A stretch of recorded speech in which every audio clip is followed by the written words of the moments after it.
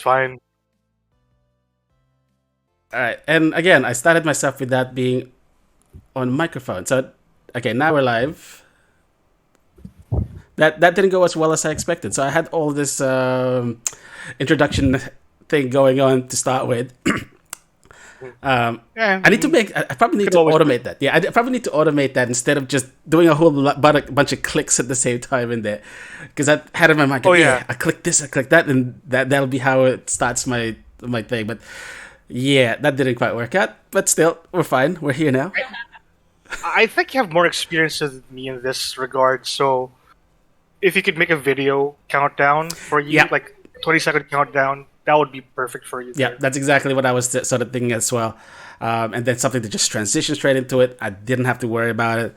But Yeah. there you go. Anyway, here we are. Oops, hold on.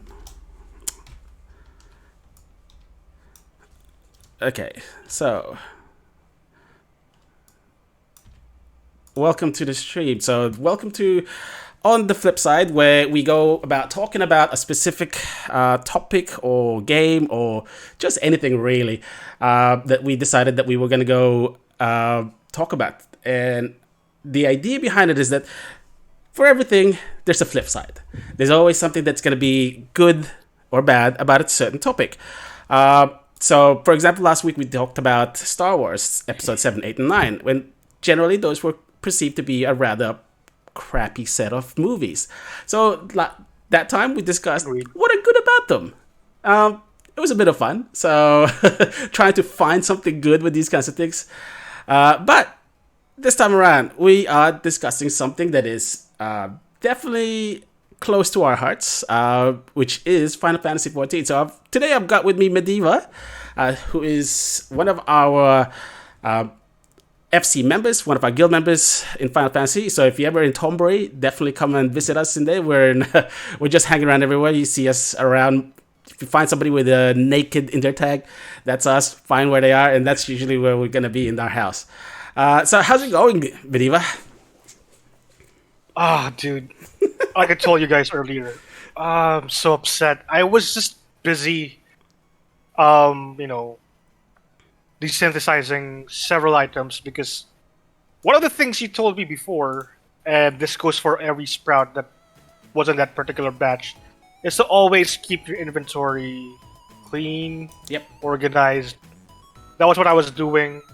I even made sure that all the items that I would desynth at that time should be in my inventory, not my armory chest. But Yeah. for some reason, I hopped over my armory chest, did it there, and desynth my pentamelded frying pan. Yeah. All right. So basically, your night is ruined at this stage. Yeah. Um, so I guess that sort of neatly brings us to the topic of tonight's conversation. And as I said before, we're doing Final Fantasy XIV. On my little banner down there, I've got my little account there just sitting around. I wonder who's going to pop into stream at some stage. But anyway, at the moment, Final Fantasy XIV is going through a really good run. It's become really popular. We just recently got the announcement from the latest media tour that the number of registered users has reached 24 million people. So this is a game that's insane. really at this stage. This thing is something that's quite popular now. If you didn't believe that before, it definitely is. And I'd say it's well earned. I definitely, between the two of us, we are here mostly because we love the game. I think that's fair to say. And a lot of the things that I've been playing over the past 6 years have been mostly around Final Fantasy XIV. Made a lot of friends through it. And definitely there's been a lot of adventures through the game itself and a lot of stories that's been uncovered. And yeah, it's just great for me. So how's been the experience for you so far with Fantasy XIV? You've started the past year or something like that? Or? Yeah, I started around late April, early May, if I remember correctly.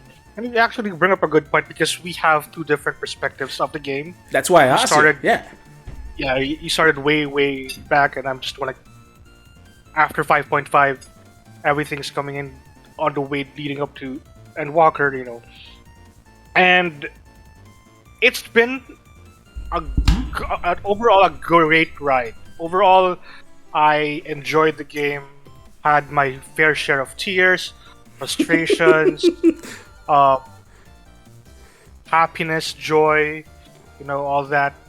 But it's not as well knit or a perfect game as the community would lead.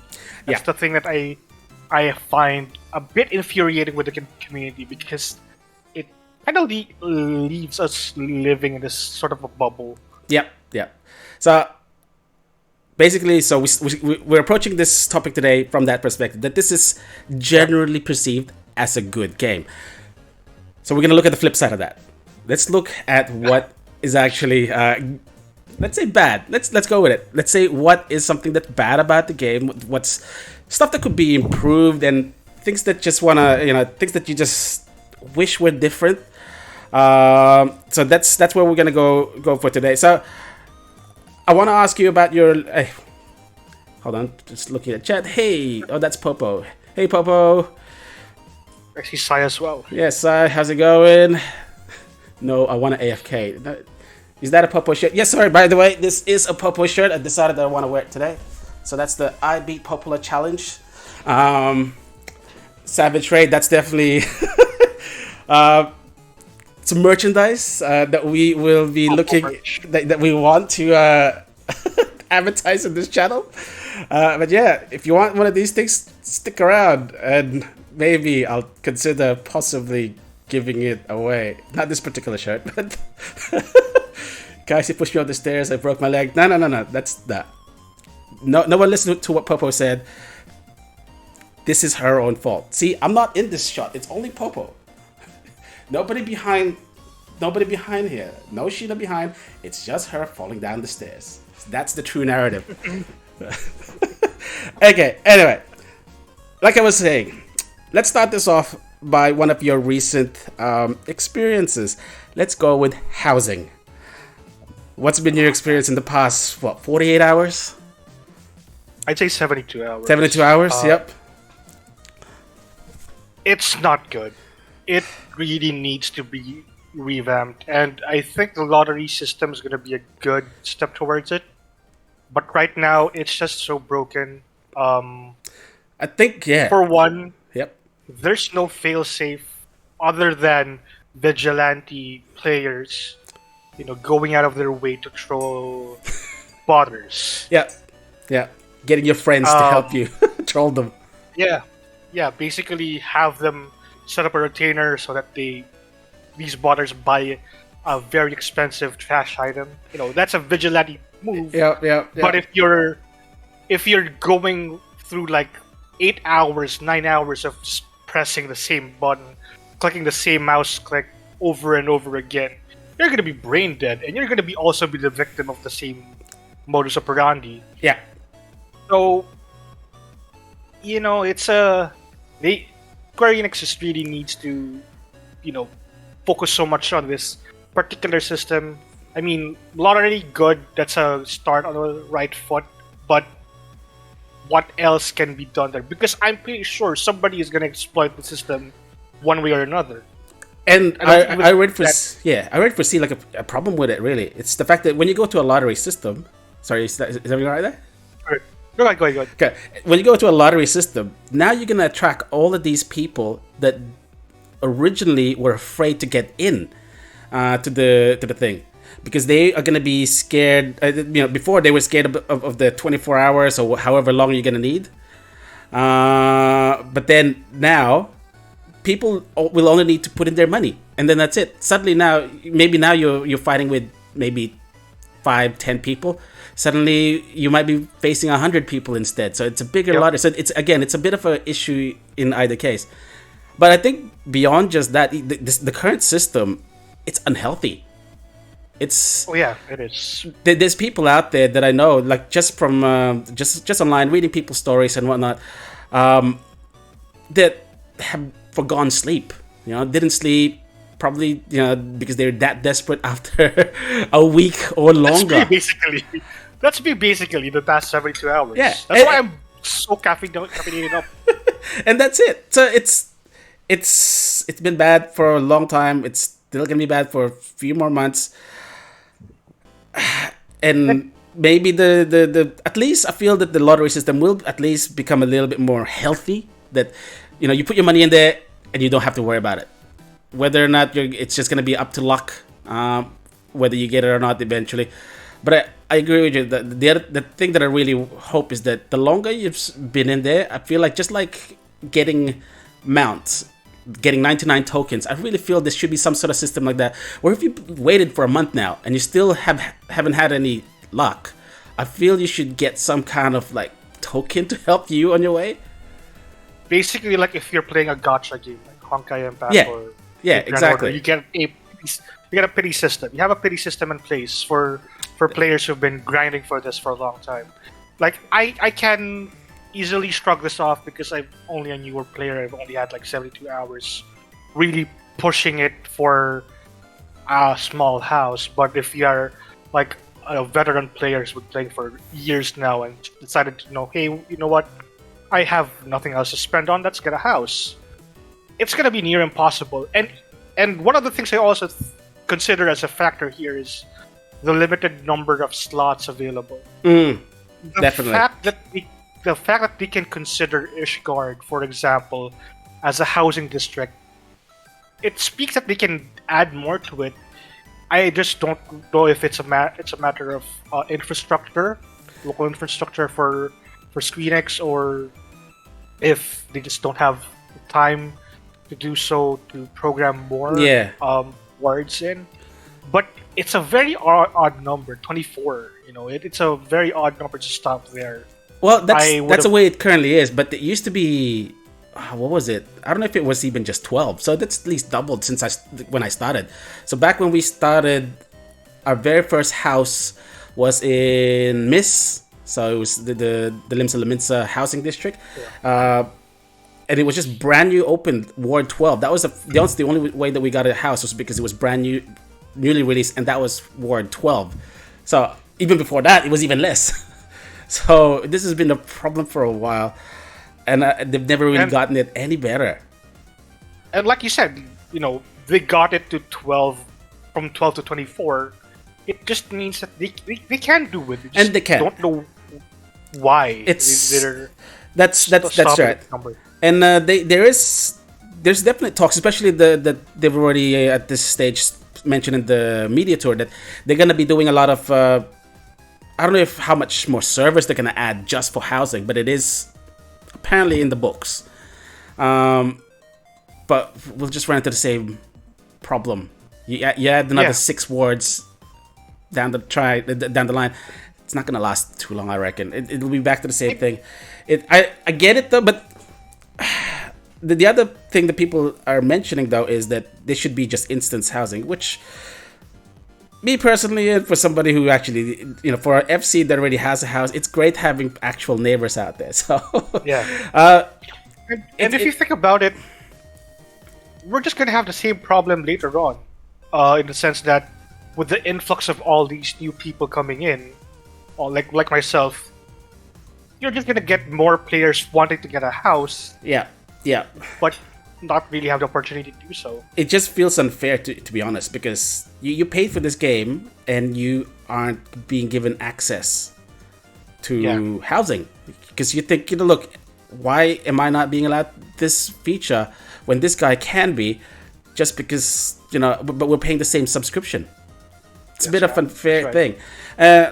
Hopefully, I'm really, really hoping this is the case. But when they bring out Island Sanctuary, there is mention of a house in there.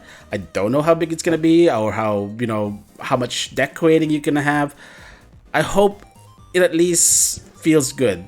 It feels at least enough that it will satisfy most people's decorating, aspirations. And I hope that people can also visit it, like and that's the thing. I was really paying attention to this little detail, and it looks like something that Yoshi P mentioned. It looks like we might actually be able to visit Friends' Island Sanctuaries, which is prior to that, I was really hearing that we weren't going to see that people weren't going to be able to be given that opportunity.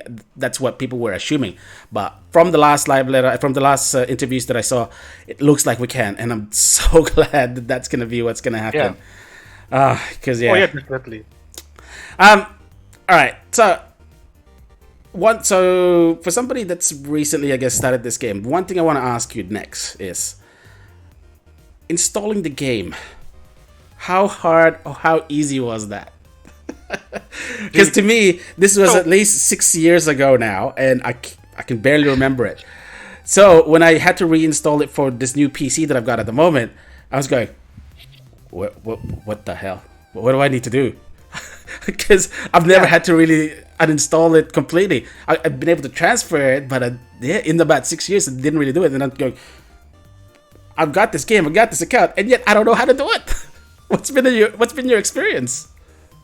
So, when I did my own account, it was a bit of a hassle, just for my own account. I had to use a fake US address just so I could buy the game. And buying the game in itself is already an issue, because you have the lodestone, you have the Mog Station, you have the Square Enix website, and then you have FF14. So you have 4 different websites that you have to sign up to, and you can't manage all of those at the same time. So that's already a hurdle for me, like an issue for me. Second was, so free trial user, game got set up, game installed, trying it out, decided to be a paid user already, paid player. And that's where the first real issue started. Because I can't log in on my desktop because of whatever issue. Possibly because I was very curious about this. I was definitely very curious about just how people in a free trial account transitions into a paid account. And this doesn't sound good at all. So this is just for my account, right? So what I did was, like, my friend said, hey, use your mobile phone, it's gonna be easier there. True enough, I was able to sign up, add my card in, and I was able to buy the game. When I made my wife's account, that's the bigger issue, because I had to go through 4 different units: my desktop, our company desktop, her laptop, which was a MacBook, and my brother-in-law's laptop. So going through all of that, not including our mobile devices, just to sign up, I couldn't even get her to be a free-to-play user because of so many reasons. Same issue, like I can't put in a card. We don't really have an SEA, region. Nah, just Japan. Yeah. It's just Japan or EU for us. Or if you really want NA, but it sucks. NA, it's terrible.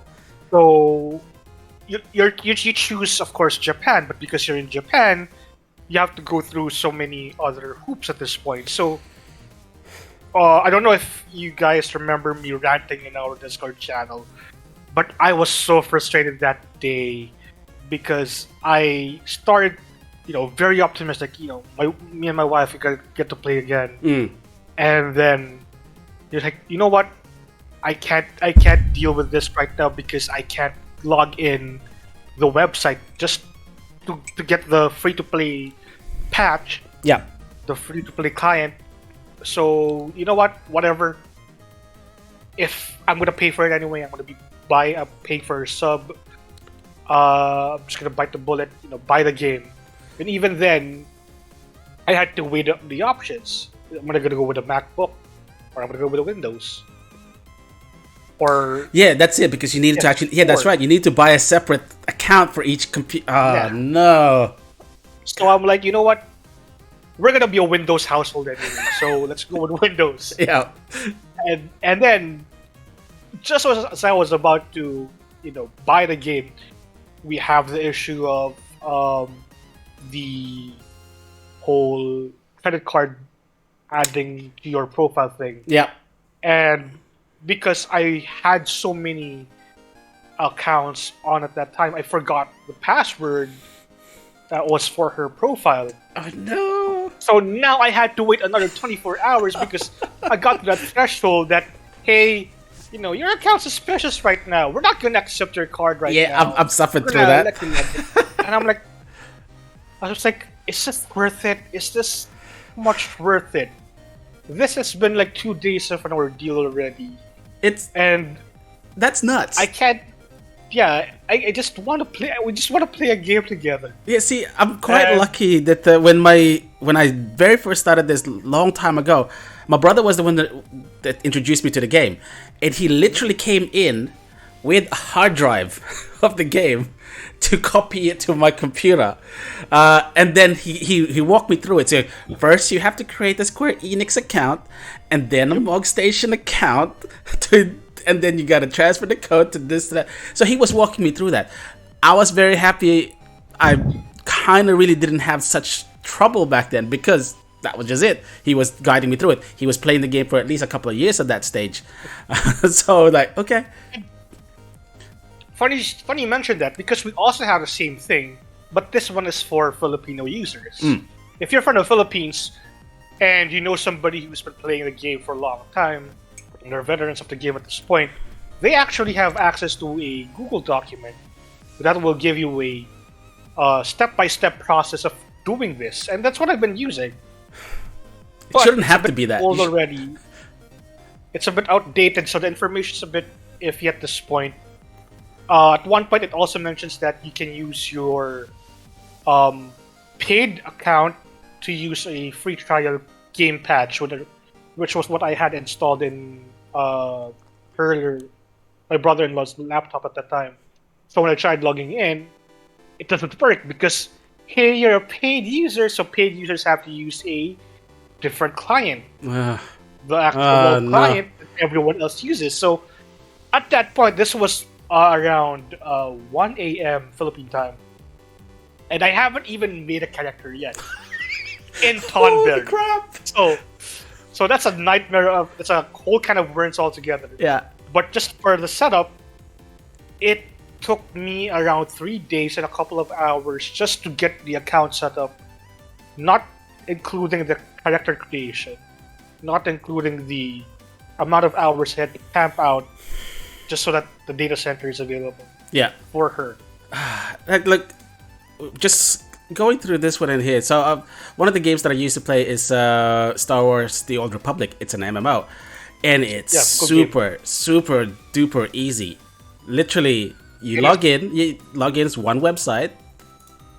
You go to your yeah. Well, I gotta input all of my details again. Yep. Hide everything first. Well, it should be hidden. It should be. I hope I got the. And that's it. I got this little button here. Download now. That's it. There's really not much more to that. You download it. You go in there. It accepts all your credit cards and whatnot. No issues. It just goes on, and life's happy. It's so. And I have the same experience with Neverwinter Nights. You don't have an issue. You don't have to have an issue with selecting which region you're in. If you're going to be exclusively using the game patch from the official website, or if you're going to go with Steam. If you're going to be using a MacBook, a PS4, or a Windows.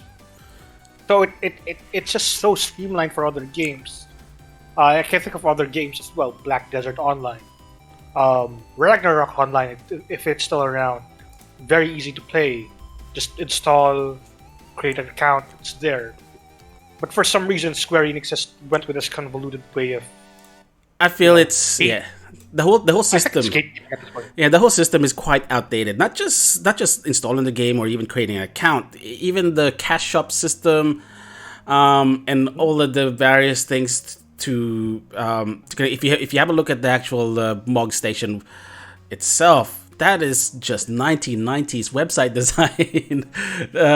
It's so painful to use that. It's very painful to use. It's actually a little bit more responsive now. But back in the days, maybe about 3 or 4 years ago, even clicking those buttons in there took ages. I don't know what kind of code they've got behind in there, but it wasn't exactly responsive, and it often timed out. And it's not like, I had terrible internet. I mean, I don't have the best internet, but it wasn't that bad. I would definitely been able to do that with other games much more easily. So the things that they mentioned in the media tour at the stage is that they have made basically Final Fantasy XIV is the most profitable Final Fantasy title at this stage, and that they are not gonna be they're gonna be not sparing any money to make the best experience for everybody, and that spare no expense essentially. And I really, really hope this is one of the things that they address, that to make this kind of user experience so much easier. I don't know how hard it could be, because you have to worry about PlayStation compatibility and whatnot, but seriously, this has to be rectified. There's a lot of users out there that have not basically just quit. Just from the story that you mentioned here, I'm surprised you're here. Let's put it that way. I mean, I'm not gonna. This is gonna sound like I'm all lovey-dovey with everyone, but Naked has been the reason why I stayed in the game for so long. Like, the community you guys have cultivated over the past couple of years, it shows that you guys have a well-knit community. Even if you guys go on a break, you guys look out for each other, and I like that. Glad that you mentioned at the Mog Station though, because just like you, following your footsteps, I am a huge fan of glam. I don't know if that's a good thing. Let's take it for whatever it is. But yeah. But as somebody who also frequents the Mog Station, is my point. It's such a chore to go click on an item, go to a checkout page or the pre-checkout page, ask you if you want to add more to the cart, or go proceed to the checkout. Yeah. Whereas you could just have add to cart button at the actual item selection. And if you have like I said, if you're like me, or since we have the same perspective and glamour, yep, we would want to select as many as possible. But because you have to go through the whole process, at one point you just realize, maybe I'm spending too much. Maybe that's the reason why they did that. I reckon you've hit it in the head there. Maybe because here's the thing. Look, and I'm bridging this to the next topic that I was wanting to discuss, and that's sure. The cash shop, essentially something that you had to pay for in a game that you already subscribed to. So it's one of those things that you always see whenever they release a brand new glam out there. The community, that the posts in those responses in the page, in the Twitter, they always goes, "We're already paying for a sub." Yep.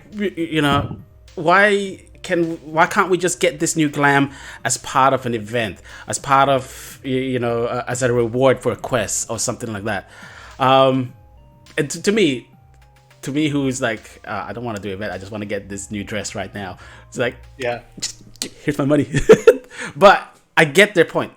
That it is, given that there is so many people coming in here, it's a bit hard to swallow that you have to pay for something that's still, when you're already paying a subscription on top of it. I get it, that's the model for almost every game now. And it's sort of the reason, one of the things that it's one of the things that it's negative about it for sure, that I feel that despite everything else, despite them coming off as these good guys in the development world, at the end of the day, there's somebody in corporate, somebody in marketing, somebody in the cash shop that want to make more money. Is that good or bad? I don't know. For me, I see it for what it is. It's a way for them to earn extra money, and I'm pretty sure that we are culprits for this almost all of us are a culprit for this one way or another. Yes, definitely. But the way I also perceive it is that for some items, like event exclusive items, it's there for veterans who have played the game for a long time.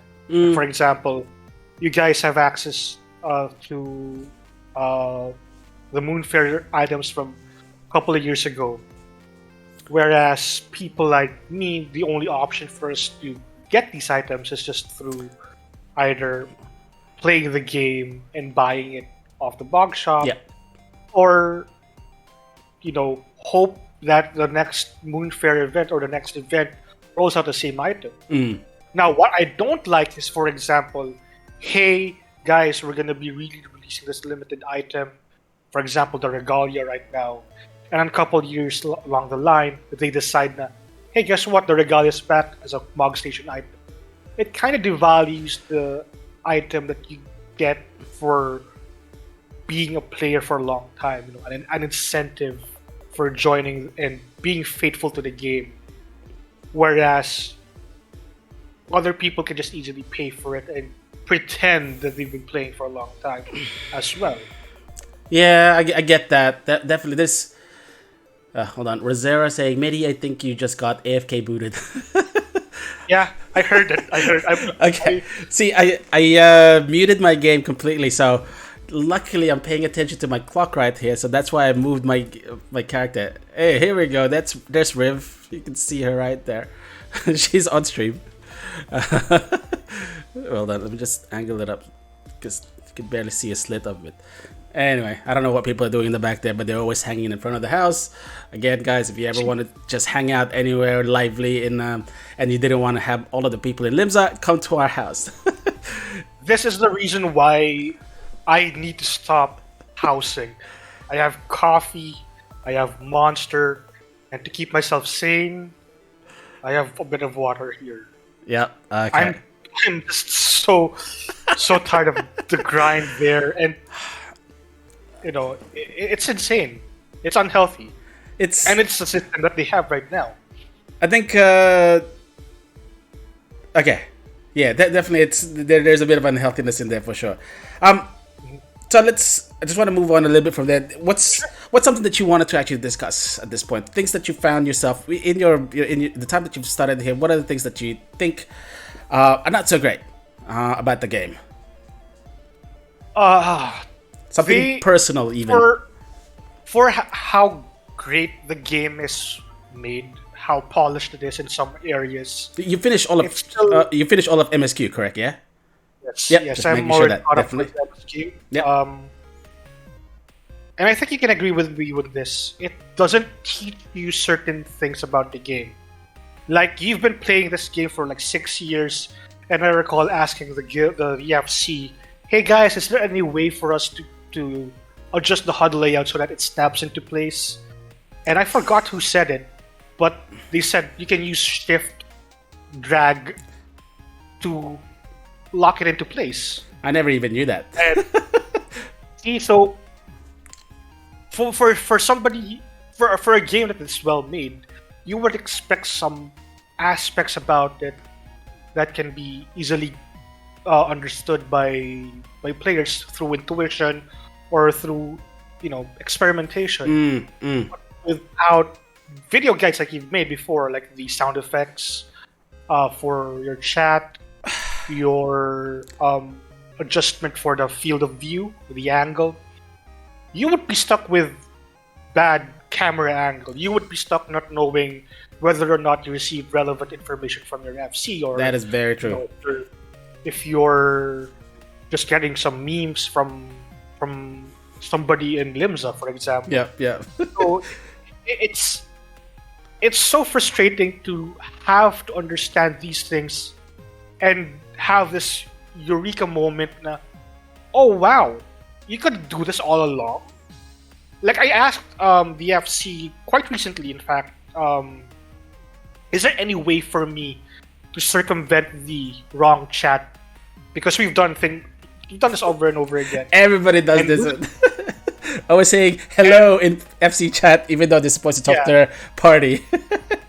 And I was asking, like, is there any way for us to switch over to a crossword link share, for example, without having to click the speech icon button? And people didn't know, except Lake. Apparently, he knew the answer and told me about it. And I was so blown away how simple it was when you type it. Yep. But it doesn't make sense that for all the tool tips that they have, for all the guides that they have, they don't include that. They don't include... Definitely not. No. It's something that you forgot. Yeah, there's a lot of stuff that seems to be, I guess, almost feels the way that they constructed their website. in a way. Yep. It's clunky. There's a lot of it that's clunky, and it's something that I feel a lot of Western games are a lot better at implementing. I kind of sort of see this in more Asian games where there's systems built upon systems upon systems, and it's very easy to get lost and not know where certain feature belongs or where it comes from, and you literally have to go on a wiki somewhere. Yep. Somewhere out there to go, all right, how did that guy do that in his stream? How did it look like a certain way? And it is quite frustrating that that is the way that it is in a lot of the games, gacha games and whatnot that I've played. It's a similar thing that it's not very intuitive. I don't know if it's just because it's at the bottom of the priority. That they're more focused on the actual, game graphics and game story rather than the actual interaction with the actual game, the UI and all those kinds of things, and all the systems that are supposed to help you get through the game. It's a little bit frustrating that definitely Final Fantasy XIV is not immune to these problems. Totally agree with you in there. So, and it's not like they don't recognize these things. They have them. That's it. Yeah, they have workarounds for it. But the problem is they don't really teach you. I'm not averse to a bit of hand-holding for these kinds of things. I don't like being told what to do gameplay-wise, but if it's going to be like quality of life issues or small bits of improvement, like for example, the simplest of things, item or inventory sorting. You would assume that if you sort your inventory all this time, why not just have it auto-sorted each time you open it? Or if you prefer your inventory arranged in a particular way, then you can disable that auto-sort function and you can arrange it as any way as you want. Yeah. But the problem is, it doesn't even exist at this point. It's either you have to do it manually through the inbuilt system, or you have to sort of do it semi-manually by right-clicking and then sorting it out yourself.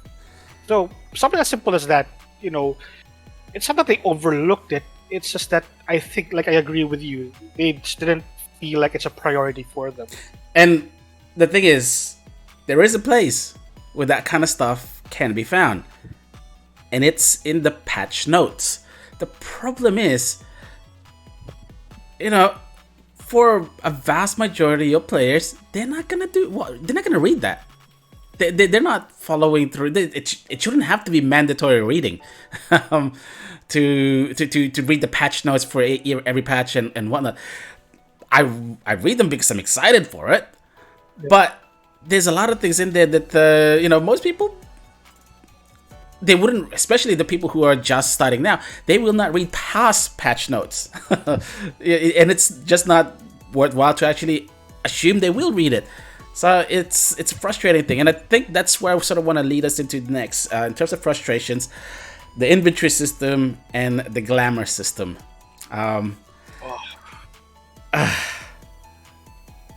For people like us who are deeply into glamour, this is very frustrating, and I hate to admit it, the only way that I've sort of maintained my sanity at this stage is by throwing money at the problem, and that's by buying, just by renting out extra retainers, because using the what's it called, the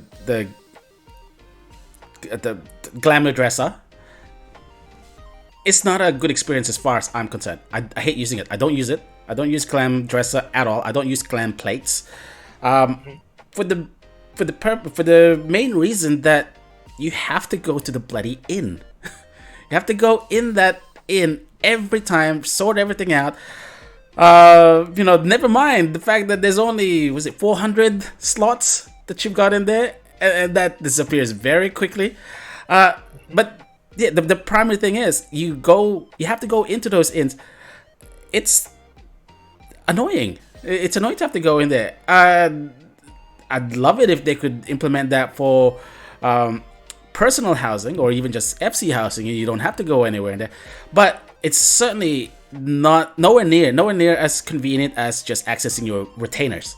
And that's the reason why I've essentially, when I've reached a certain point where I go, all right, I can't throw that, I'll just buy another retainer so I could store the glam that I want in the retainer. So wherever I am, doesn't matter, as long as there's a retainer bell somewhere there, click it. All right, I'll just do manually apply that glam, because glamour prisms are cheap anyway.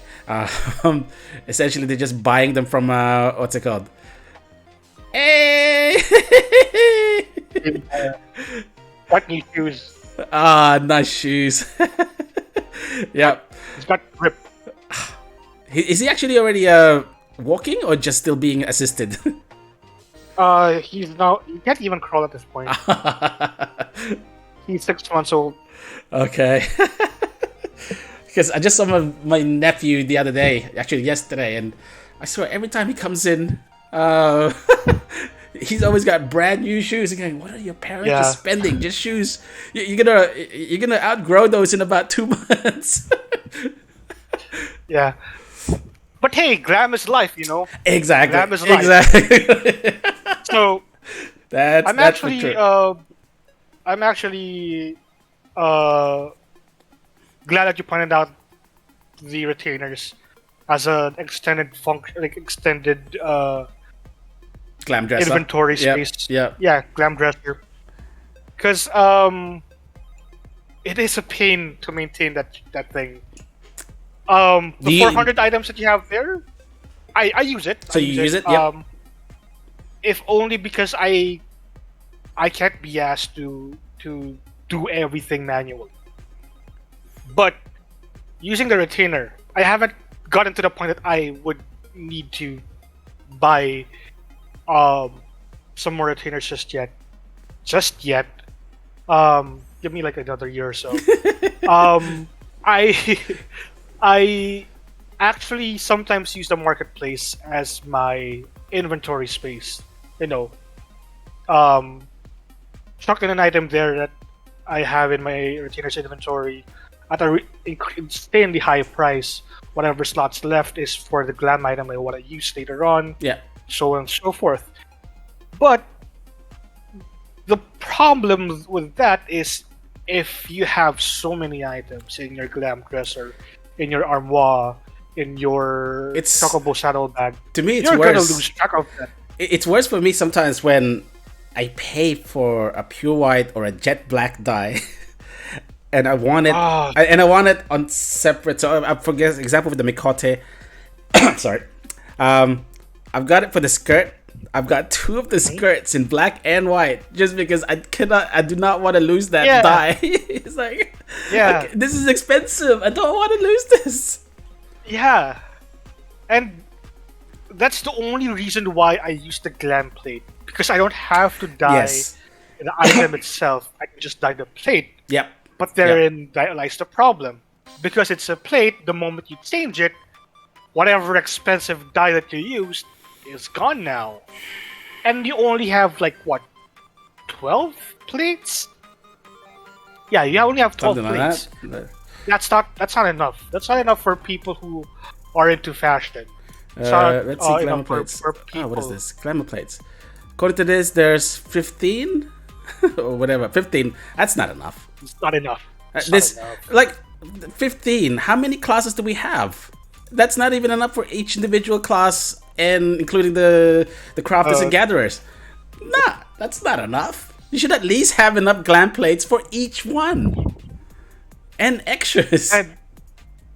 And if they could have I mean, it's such a waste for me. And I think they got this from World of Warcraft. But using belts and it's not really part of a glam, it's just a waste, to be honest.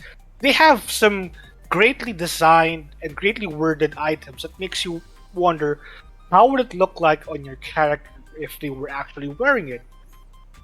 But because you don't see it, you really can't tell if it's nice. So kudos to them for tossing that item out of the way in terms of, Endwalker, but yeah, it took them this long to realize it. Yeah. Well, I don't know. The thing is, it feels like there's examples out there, like what we said, the transmog system, and if I want to just go back to Star Wars: The Old Republic here, there's certainly ways out there that essentially the gear that you already got is just saved, and you could just not even have it anymore. Yeah. I don't know how hard it is to implement something like that, but the solutions exist. We don't have to suffer, but we are. We're having to suffer through it. And again, if you want to be cynical at this stage, the extra retainers, it's another cash grab. Really, it's another subscription. They actually made it so cheap that you don't mind chucking in an extra $4, $6 for it per month, and that's the thing. But per month. The moment that you then decide, oh look, I need one, oh wait, maybe I need two. Soon you have 7, and that's the same price as a subscription. Yep. So you've doubled your subscription now, and I'm like, oh, what? And that's just for that. Okay, it's frustrating. This is for the character. Yeah, it's just for the character. Yeah. You don't have access to those same retainers in a different character, in a different world, in a different data center. So it's frustrating. And going back to limited access, all the glam that you have is exclusive to that character. Especially the paid ones. It's so painful. I don't like going back to the issue that we had with Mog Station design, but this is tied to it. That they have a poor system to ensure that if you really have to have just one character tied to those items that you're buying, they don't have a good fail-safe to ensure that you are proceeding with the correct character. Yep. Especially if you have a thematic design with your Warriors of Light. Yep. You don't really have this way of saying, oh wait, it's in a different character. It's the wrong character. Yeah. It's going to my Lala instead, who I have not touched in ages. But yeah, it's just... Yeah, definitely, because there's been systems like you know how when you're buying something on Mog Station and you start clicking I accept or I agree, those didn't even used to exist. Those things didn't even used to exist to remind you that are you sure this is the character you want to buy this for? That didn't used to exist. But even now that they do exist, there's 2 or 3 steps that you got to go through just to confirm that it is for this character that you want to buy for. I'm just thinking here as an engineer, these are administrative tools. They are literally at the very bottom of your risk mitigation tools. You have not done anything at all at this stage. It's basically putting a piece of paper that says out of order or out to maintenance on a piece of equipment. That's all you've ever done. You haven't actually redesigned around it. You haven't fixed the issue. It's always gonna happen. It happened to you. Definitely has happened to me multiple times. It's worse when you pay for like a mount or something expensive. And and you're waiting, going, Yeah. What's going on here? And you check your receipts and go, okay, I send it to my North American alt. The one that I mostly just go to just to meme on other people in Balmong. Like The amount of glam and single character mounts that my Lala has at this point, I'm so convinced that I'm gonna take that one to the Oceania servers just for actual usage at this point. Because hey, you have most of most emotes, yeah, you have the most of the mounts. I mean, might as well just play that character and yep, yeah. and use him. It's such a bad design, and I feel like it's a bad design by choice. Because the cynic in me would say that they're not gonna change this because they recognize that the problem that they have is a good system for them to earn more money. What's losing a few players in the player base that they have accumulated over this time if they already have your money? That's a cynic in me saying that, yeah, they don't really care about your experience with this system because you're gonna come back anyway. You're gonna enjoy the game anyway, and like proof enough, we've bought the same items but to the correct character this time around. Yeah. Okay, we're just paying attention to the time at this stage. We're getting a little bit close to the end. Is there anything else that you had listed up that you wanted to actually discuss as a negative to this game? Something that you want to point out? Because I got... Honestly, yep. It's a very minor thing, but it's just the pacing of the story, especially if you're a newer player and you get hyped up. The meme itself of being a new, have you heard of Final Fantasy XIV, the critically acclaimed, blah blah blah blah blah, whatever. Yep. You kind of get this hyped up sense that, okay, I'm approaching Heaven's Word. I'm approaching the end of ARR. Yep. You're about to do Praetorium. Yeah, and then you get the pacing of hey, you're the Warrior of Light, but hey, I just want you to go meet this person and do this again for the next 5-6 steps of the MSQ. Yeah. Kudos to them for making a great pacing for the cutscenes.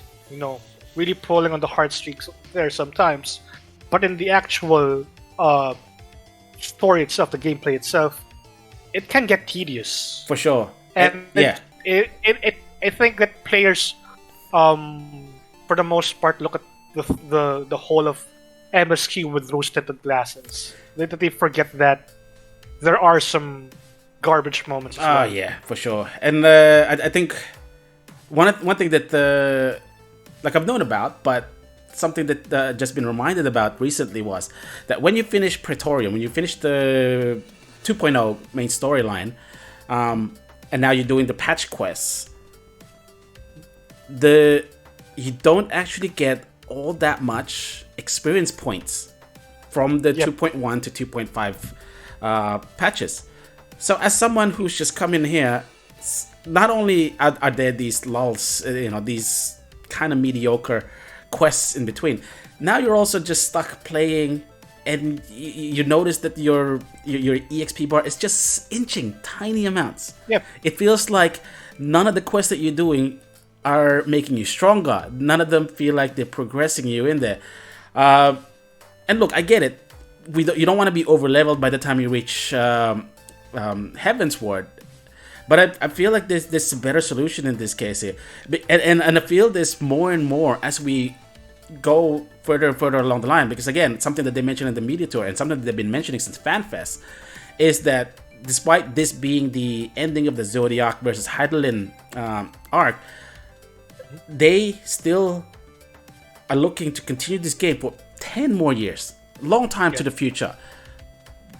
In 10 years time, what are we now? 18 years? An 18-year-old game. And if you still have to do ARR um, Very tedious. with that many more quests ahead of you. Look, even if all the quests in the very front have been, sorry, in the future, have all been the best thing in the world, you're always gonna have that AIR experience in there that you just can't escape from. I don't know. Maybe you could implement, like, for me who loves story, and Final Fantasy XIV is, I'm very much drawn to this because of the story. I'm not really all that big of a radar, if at all. But story is my main focus, and I really wouldn't want them to just nuke 2.0. There has to be something that you could do there, and I'm hoping that this is just for future proofing. That, I don't know, you could introduce, like, I don't want to say like a read through, but I just make a sort of a 20-minute cutscene. I mean, they've already done those kinds of things before. Just to sort of just sum it up at some stage. Maybe not now, maybe not at 6.0, maybe 7.0 or 8.0. You really got to start thinking about these things, because it's boring. There's a lot of things there that just, the pacing is just off. And this, and they're not because the game was bad, but it was because it's a product of its time. They were creating when they were creating those sections, they still had to make 1.0. They still had to keep it going. So they didn't have actual time and money to be able to give this the proper thing. And you sort of can feel this. By the time you reach 2.1 to 2.5, it becomes, the pacing, it just goes, all right, now here we go. This is it. This is really going good. But before that, a lot of it was just them limping. It's them just trying to get to the end. Okay, all right, one more day of no sleep, we could do this. Yeah.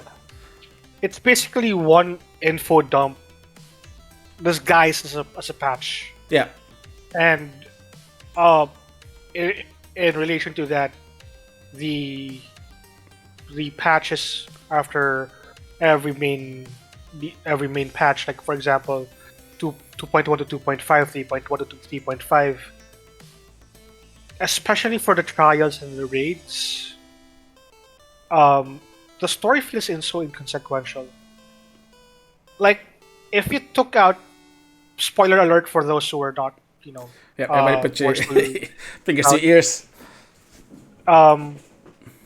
If you finished the 2.1 to 2.5 and redid all of the primal trials, if you took that out of the storyline and progressed immediately to the Heavensward storyline, it wouldn't matter, because it's just an excuse for you to redo the extreme trials. Same thing with Alexander. Even though he's this behemoth of a primal, but he's actually locked in a force field or whatever, he's still inconsequential because he doesn't appear anywhere else in the story except in ultimate content. But that's not a part of the storyline. It's not part of the storyline. And yeah, agreed. Definitely, there's a whole bunch of these little things that are good at world building at the time, but slowly becoming consequential. It's like, again, everybody, sorry about this. This will be a bit of a spoiler, but like, for example, the Alexander and the Omega raids, they do have, like, I don't know, like 2 lines worth in the Shadowbringers storyline and how they mattered. And if you did the twinning, that's one of the things that if you read all of those notes that are lined down the ground, it's great. I'd recommend it for anybody who hasn't done that to actually do that, because it does show you how they used all of these stories from before. But again, yeah, I completely agree. You could probably just sort of go, all right. It didn't really. You could glance over them at this stage. I feel like there's a bunch of things that the longer we go in this game, the more we really have to think about pacing more and more. It's just going to get longer and longer. I love that, yes, we have this option to have a great game, which is 100 plus hours, probably 200 hours of story before you even get to do the raiding and all the other stuff in between. But it is something that for new players, it's going to be a hard ask. It's something that's going to be hard for them to buy into. the longer we're playing into this. And as much as we could say that, and this sort of just ties in with one of the things that I really wanted to talk about earlier, but probably running out of time for, is that we're getting a bit into the toxic positivity at this stage, where people are sort of just really selling the game, and wanting you to experience the game the way they experienced it. Exactly. But the problem is that you're probably thinking about this now from someone who's been in it for 3 years ago, or 4 years ago, or 6 years ago, where back in those days you only had to play A Realm Reborn, and then you got patch 2.1 and then 2.5. You can't really even see this now in the eyes of someone brand new, who is now going to have to go through 6 patches. Five expansions. Whatever, 5 expansions now, 5.0. And then we're going to 6.0, and it's just it's a lot of things to ask for a new player. I don't know the solution for it,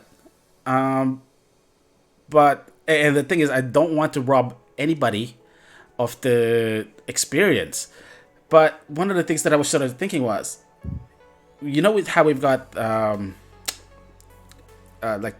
story skips, you could skip MSQ, but it's just to skip specifically all the way to pretty much level 70 at this stage, and it's going to be level 80 probably when we reach Endwalker. But it's basically eliminating the entire bit of that. But I don't see why you can't get a cheaper skip just to do A Realm Reborn. Yeah, I don't know, maybe I'm missing something here, but I don't think that exists. Because but at the same time, I agree. But at the same time, there's also things that when you skip something, you should be given like a little cinematic that says, all right, you skip that, but such and such things happened. Just pay attention. Here's an abridged version. Yeah, here's an abridged version of the story. Yeah, and that's not hard. That's not hard at all. You could just a little bit of a cinematic kind of thing, but it's gonna be a problem long term. It's gonna get worse, and I hope that they do look into it. I mean, we can continue this for the rest of the evening, and we're just barely scratching the surface. Yep, I think so. It's a good thing that we didn't touch on positive toxicity at this point. Yeah, Because not because I don't want to broach the topic, but because that in itself will branch out and segue to different more topics. But going on it briefly, I agree. I came into this game with the idea that don't skip storylines, don't do this, do that, play the game the way I played it so that you get to experience my experience. And for the most part, I did that, but then, I did the Coil storyline and I got bored with it, and it's a good history about Louisoix and the twins, but that's it. That's just the way the MSQ is structured is that you don't even meet Alice up until Heavensward. Yep.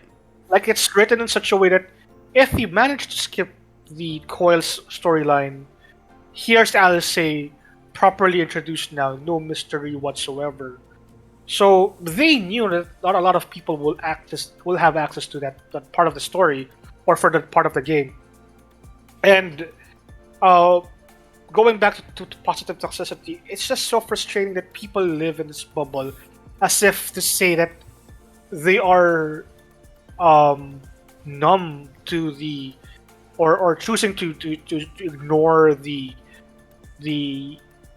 negative aspect of this game. And the moment you say anything bad about the game, out come the pitchforks, out come the cancel culture, out come the trolls, and they will really gang up on you because that's not my experience. Well, exactly. And for example, one of the people that I just sort of discovered on YouTube at this stage is a streamer that goes by the name Nagura. I don't know if you follow her. WoW streamer, I remember. Yeah. And she got into Final Fantasy XIV, but she did the unimaginable. She bought a story skip.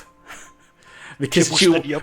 she boosted, she skipped the story because she wanted to go into this project where she goes with a bunch of people there who are absolutely brand new to the game, but then want to do them blind completely. Oh, sorry.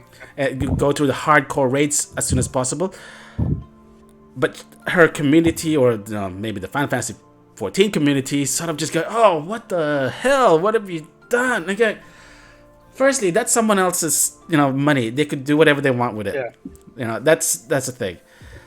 But at the same time, there's so many. This game is a theme park MMO. There's so many ways to enjoy it. It doesn't have to be about the story. And as much as I'm a story guy, and as much as I would like everybody to enjoy the story, that's not going to be always the case. There's always going to be people who don't really like that, who just want to go straight to the raids, and that's perfectly fine. Yep. But yeah, it's just certain things that you when certain echo chambers repeat the same thing, they all just believe in the cult mentality almost, and that certainly this. As much as the community in general in 14 is good, and the actual, when you're trying to do stuff and you're in trouble and you need help, there's always somebody there who's willing to put their hand up and help you out with those kinds of things, no matter where you are. I feel like when you actually take them out of the game and into social media, they become a different beast. they become totally something that you don't want to touch. I almost just go into these comments threads mostly just out of morbid curiosity, just to like, yeah, it's like seeing a car wreck. It's like seeing a car wreck. Oh yeah, exactly. It's exactly that. So it's not good for the soul. Yeah, for sure. I know it predates the game, but the way I perceive it, I call it Undertale phenomenon, wherein spoilers for the game, people have a mentality that, hey, you should play this game this way first, then that way second, that way third, that way you can experience the full game.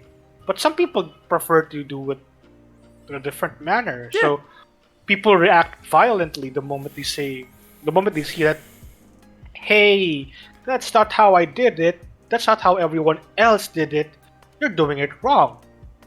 Like the meme of I don't know who was the one. I think you linked at Sheena, the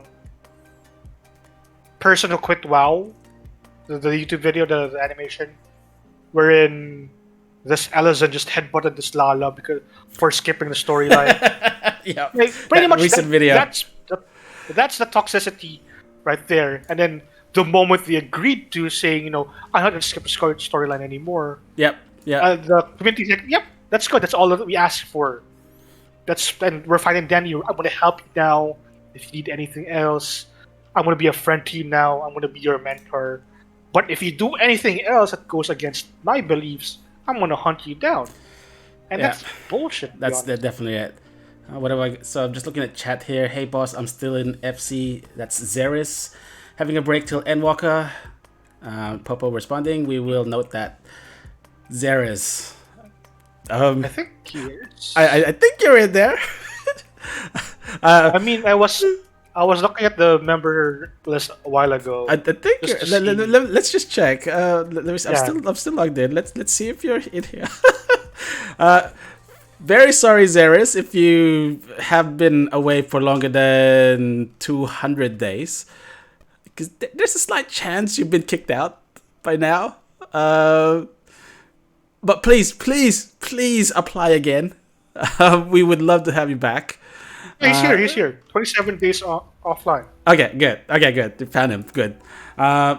Or Zeris, yep. So, Zeris, yeah, you're still in there. Good. So, we haven't kicked you out yet. Yeah. At this stage, all right. I think we've covered quite a bit of the negative stuff in there. So, I probably just want to just start closing us up at this stage. So, sure. And, I want to end a little bit happy. Despite all of this, it's still a game that I love. It's still a community that I really...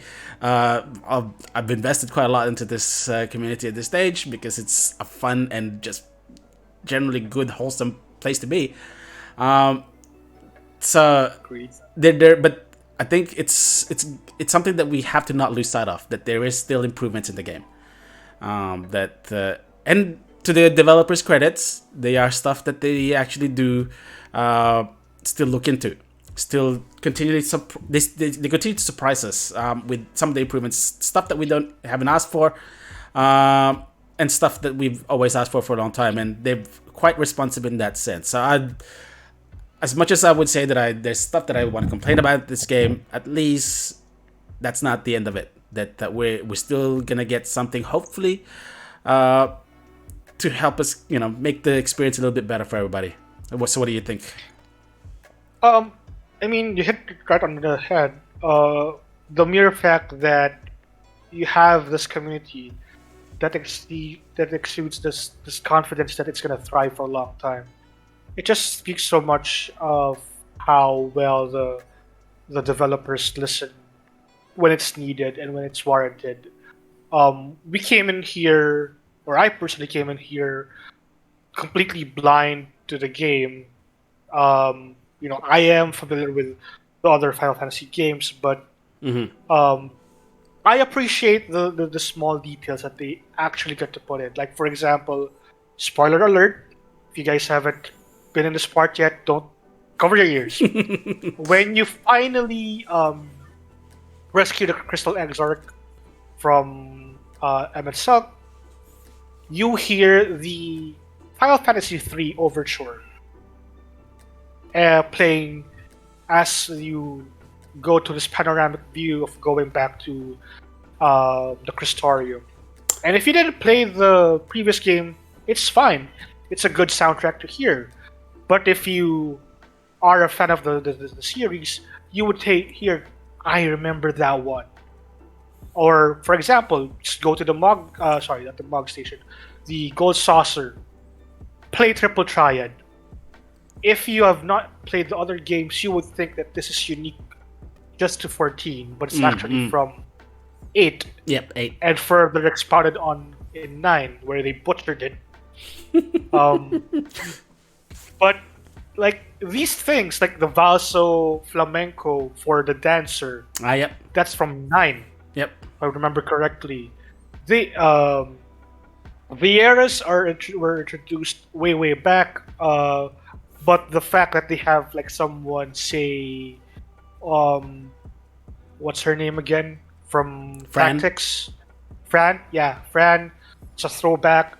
The whole of Stormblood raids, the Alliance raid, that's a Tactics callback. So they have these beautiful touches that would encourage fans to explore the game. Yeah. And even if you're not a fan of it, they just was well incorporated that you still get to enjoy. You're not missing out on anything story wise. And yeah, basically, despite all of its flaws, the reason why we are able to be critical about it is because we don't want to see it fail. We want to see it succeed. That's why we're showing where they can improve. Whereas we could just easily bash other games and tell them, their developers don't play the game, so they don't know much about what's going on in their own game. Yeah. Okay, I think we'll start wrapping it up at this stage. And then thank you again, Mediva, for joining us in the second episode of On the Flip Side.